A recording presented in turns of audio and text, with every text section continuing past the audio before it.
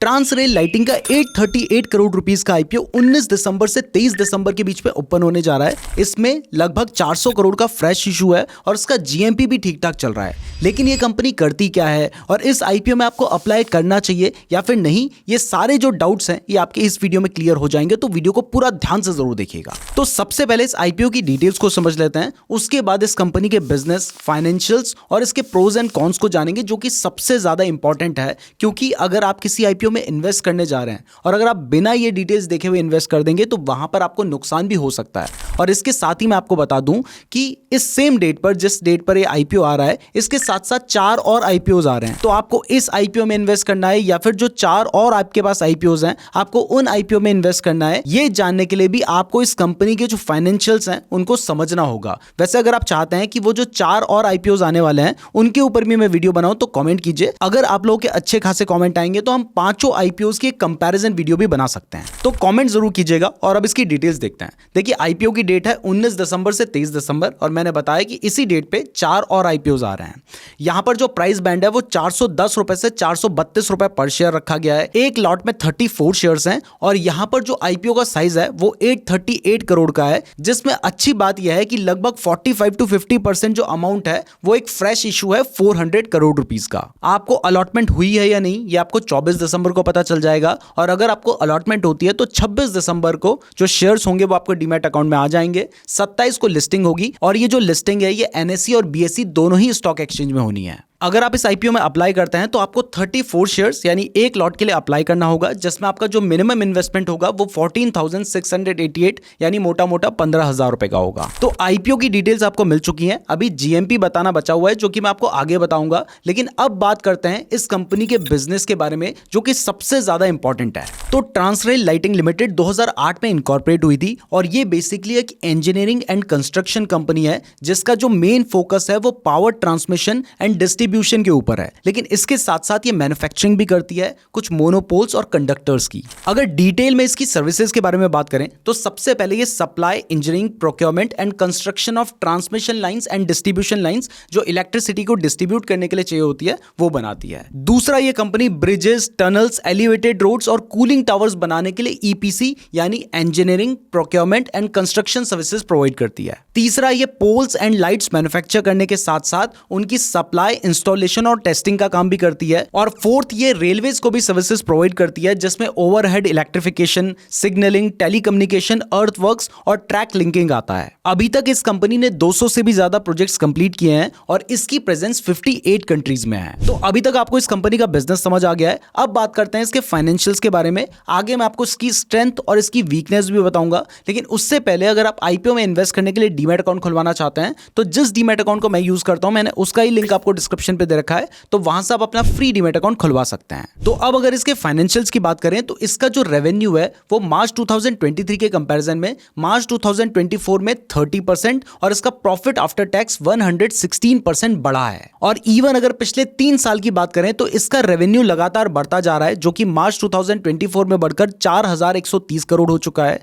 Profit after tax भी पिछले 3 साल से लगातार बढ़ रहा है, जो कि मार्च 2024 में 233 करोड़ हो चुका है। यानी कंपनी अच्छी खासी प्रॉफिटेबल है। इसके अलावा इस कंपनी की एसेट्स और इसकी नेटवर्थ भी लगातार बढ़ती जा रही है, लेकिन इसके साथ साथ इस कंपनी के ऊपर डेट भी अच्छा खासा है। जैसे जून 2024 के अकॉर्डिंग इस कंपनी के ऊपर 603 करोड़ रुपीस का डेट है। और अगर इसके डेट टू इक्विटी रेशियो की बात करें, यानी जो कंपनी की पूरी इक्विटी है उसके कंपैरिजन में कंपनी के ऊपर कितना डेट है, तो ये 0.56 है। यानी इसका डेट जो है वो इक्विटी के हिसाब से बहुत ज्यादा नहीं है। अब कुछ केपीआईज यानी की परफॉर्मेंस इंडिकेटर्स के बारे में बात करें तो देखिए, कंपनी की जो मार्केट कैपिटलाइजेशन है वो 5,799 करोड़ यानी मोटा मोटा 5,800 करोड़ की है। तो ये एक स्मॉल कैप कंपनी है जिसका रिटर्न ऑन इक्विटी 24% और रिटर्न ऑन कैपिटल एम्प्लॉयड भी 24% का है, जो कि अच्छा माना जाता है। लेकिन कंपनी का जो पैट मार्जिन है, यानी कंपनी ने मान लीजिए जो भी सेल्स की उसके बाद कंपनी के पास कितने परसेंट प्रॉफिट बचता है, तो ये सिर्फ 5.65% है,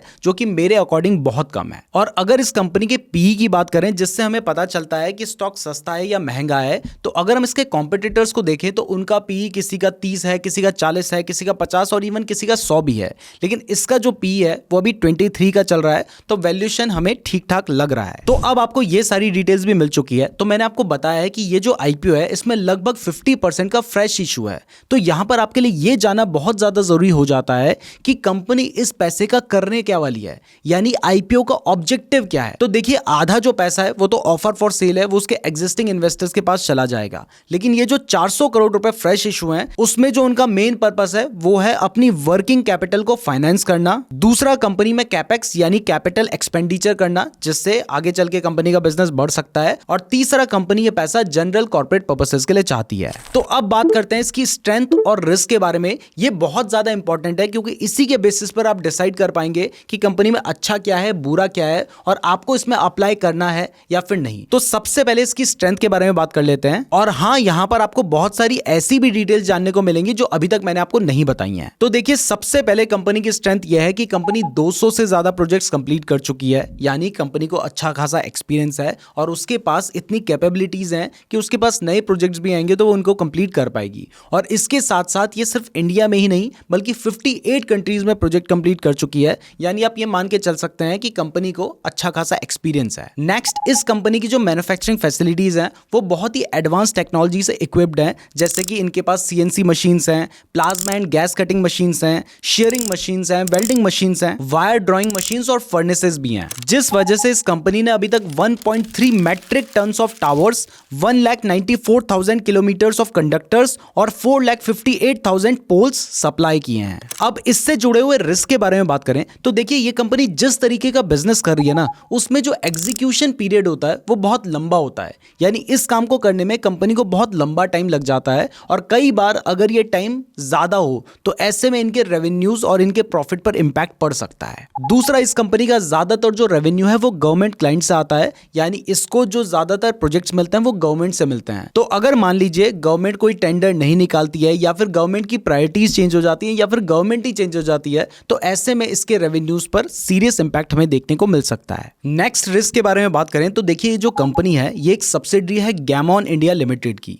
जिसके ऊपर कुछ लीगल प्रोसीडिंग्स चल रही हैं। तो अगर उन प्रोसीडिंग्स में कुछ एडवर्स जजमेंट आता है तो इससे इसके बिजनेस के ऊपर भी इंपैक्ट पड़ सकता है। इसके अलावा इस कंपनी के ऊपर भी कुछ लीगल केसेस चल रहे हैं। नेक्स्ट, इस कंपनी के रेवेन्यू का एक सब्सटेंशियल पोर्शन इंटरनेशनल क्लाइंट से भी आता है, तो अगर ये कंपनी फॉरेन ऑपरेशन से रिलेटेड जो रिस्क होते हैं उनको सही से मैनेज नहीं कर पाती है, तब भी इसके बिजनेस के ऊपर एक नेगेटिव इंपैक्ट पड़ सकता है। तो अब आपको इसकी स्ट्रेंथ और इसके रिस्क भी समझ आ गए हैं, तो अब बात करते हैं इसके जीएमपी के बारे में। तो देखिए, इस आईपीओ की जो प्राइस है वो 432 रुपीज की है, और अभी जो इसका जीएमपी है वो 120 रुपीज का चल रहा है, यानी मोटा मोटा 28% इसका जीएमपी चल रहा है। ये आगे बढ़ भी सकता है और घट भी सकता है, और वैसे भी आपको सिर्फ जीएमपी देखकर किसी आईपीओ में इन्वेस्ट नहीं करना है, लेकिन आपको जरूरत भी नहीं है क्योंकि इतनी सारी चीजें मैं आपको इस आईपीओ की ऑलरेडी बता चुका हूं। तो अब आप खुद डिसाइड कर सकते हैं कि आपको इस आईपीओ में अप्लाई करना है या फिर नहीं। मैं उम्मीद करता हूं आपको वीडियो पसंद आई होगी। फ्री डीमैट अकाउंट का लिंक डिस्क्रिप्शन पे दिया गया है। अगर आप चाहते हैं कि हम कंपैरिजन वीडियो बनाएं तो उसके लिए कमेंट जरूर कीजिएगा,